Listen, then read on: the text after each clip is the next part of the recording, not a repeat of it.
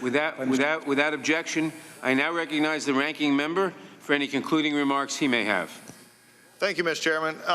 One quick thing before we enter. It does matter when they knew and didn't know, because after they supposedly found out, it does matter because after they two meetings with officials from the United States, it was never talked about and no linkage was made. So it does matter. And the reason it matters is because if there is no understanding that this is being withheld, there is no threat, there is no quid pro quo. And it also goes to the state of mind of Mr. Zelensky, who says, I'm not being pressured, there's nothing here. And again, it goes back to the amazing thought of this majority who keeps calling the Ukrainian leader a liar. It's just amazing that we continue to propagate that myth here tonight. But what did we learn today? Here's some things we did learn today. It's an unprecedented hearing that Mr. Sensenbrenner and others talked about, in which staff basically not members gave testimony and questioned each other and got into very heated debates with each other. This is not what the Judiciary Committee should be doing. It's not the way this should be held. Again, the reason it is, Mr. Goldman handled himself very well, but he's not Adam Schiff. He doesn't wear a member pin. This is ridiculous. We shouldn't be doing this. The Intel Committee also, what we did find out today, took phone records and went on a political endeavor against the ranking member and others, but no one will take responsibility for telling the staff to use Mr. Nunez's numbers or others, or who decided to put the smear job in the report. We'll just assume that's Mr. Schiff, since I do hold the member accountable. You know, also we found out today, which is really interesting, that staff can determine what's relevant or not members of Congress. It's interesting to me that staff told members of Congress that that wasn't relative or that wasn't relevant. Again, it goes back to the problem we don't have members here to actually talk about this.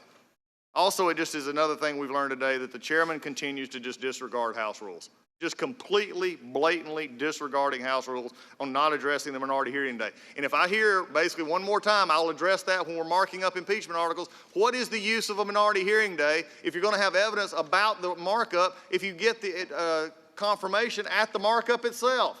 Even your most heated debate on getting rid of this president does not show any way that can be fair. And in the end, both parties are in the minority. If you destroy the institutional integrity, which again, the staff have talked about today, if we destroy the institutional integrity, there's nothing else for us to do.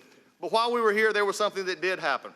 And as we were sitting here discussing whether to impeach the president over a call he had with the Ukrainian president and President Zelensky, which took place on how there was a look at how it happened in 2016.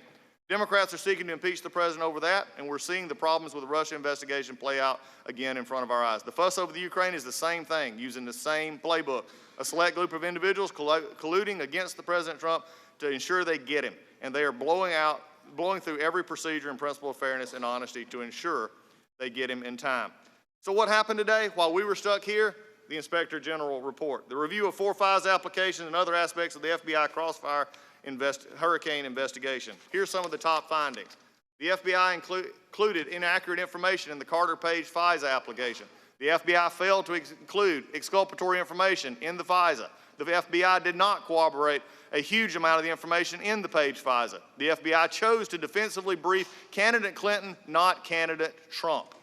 The FBI failed to disclose Bruce Orr's information that Steele reporting was going directly to the Clinton campaign. An FBI attorney altered another agency's email to mislead about whether Carter Page had actually been a U.S. intelligence source. The bottom line, the report shows the Page FISA should have never been obtained. If you don't have the Page FISA, you don't have a Russia investigation. If you don't have a Russia investigation, you can't knock out the president as a candidate at the time of the 26th election, and you can't hamstring the president's first 2 years with a special counsel investigation. I could go on, but Mr. Durham, who has already weighed in, has the next batch of this, and we will see where it goes.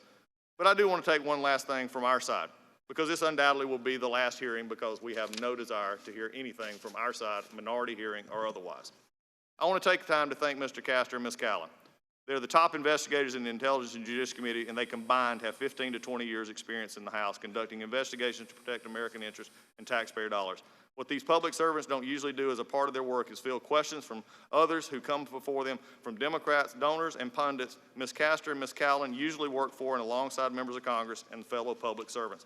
I'm sorry today that the majority chose to highlight their investigators and also the ones that have been brought in over these public servants. I'm sorry to choose that this is where we're at, but I would like to thank them for their work today. I'd like to thank them for their work on our behalf, but also I think really for all the ones listening here.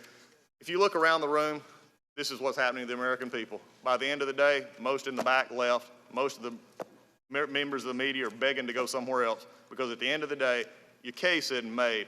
And one thing that just keeps amazingly said from Mr. Goldman to the chairman to others, that these facts are undisputed. The very nature of the fact that I say I disagree and you say you don't is a disputed fact. These are disputed facts. It'll be the first impeachment that is partisan on facts that are not agreed to. That is the state in which the judiciary has become.